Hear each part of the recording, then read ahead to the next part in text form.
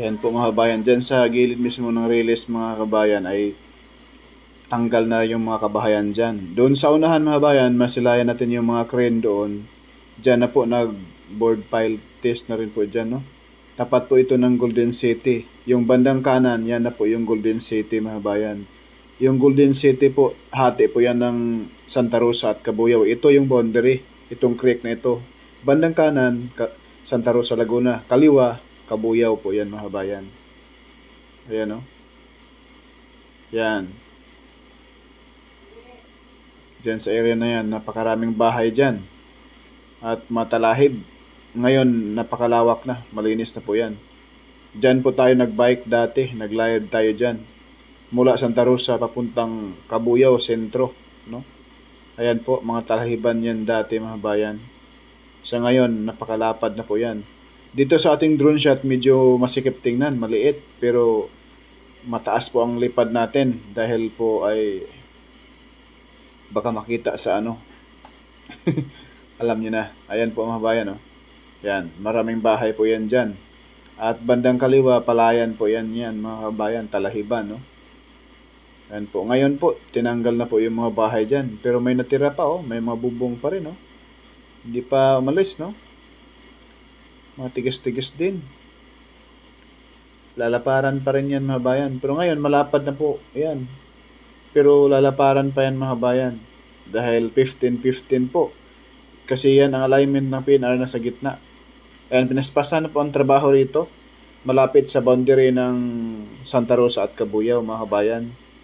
May mga update din po tayo dito sa entrada nating video. Sa may mamatid naman po yun, Cabuyao. Boundary na rin po yan papuntang Calamba. Yan po. Kasi yung sentro ng Cabuyao, mga bayan, tapos na rin po nag-board file. Matagal na. So sila ay papuntang Dipo, Ban Lake, Mamatid ay at yung bandang pakanan papunta naman ng Santa Rosa City. At yung mga dump truck dyan, oh. Ayan, dyan sa unahan mga bayan, nag-board pile test din po sila dyan sa unahan. May mga crane dyan sa unahan mga bayan. Ayan. Kaya mahirap po pasukin itong subdivision na to, Glen City, kasi may mga gate, may guard house dyan. Hindi ka makapasok dyan kung ano, wala kang kakilala or wala kang i-deliver dyan. Ayan po yun, oh. Yung crane na yan mga bayan, oh. Lagyan natin bilog. Yan po, yun nalagyan natin ng bilog. Yan na po, nag-board pile test na rin dyan sila mga bayan. Patakbo na po ito papuntang Santa Rosa, Laguna. Yan, oh. May nagpison at paspasan na rin po yung kalat yung gawa nila rito mga bayan. Marami na rin tauhan, oh, kalat. Diyan sa unahan kasi, yan na po yung old Cabuyao Station dyan sa mula rito mga 2 kilometro kalahati. Ayan po yung board pile test dito sa Golden City po ito. Ayan, oh. Kita niyo mga bayan. Yan na po. Shout out po sa Ares Sorrente, no? At sa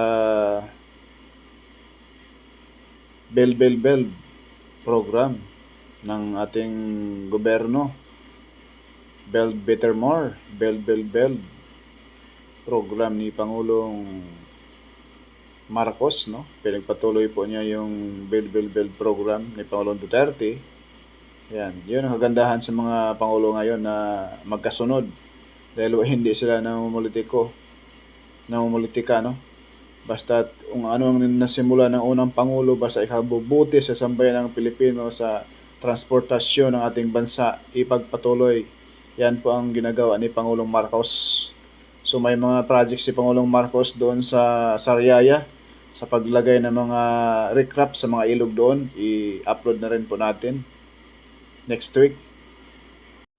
Hanggang dito na lamang muna mga kabayan. Abang-abangan po ninyo yung ating susunod pa mga update rito po sa Build Better More sa PNR NCR South. Thank you po.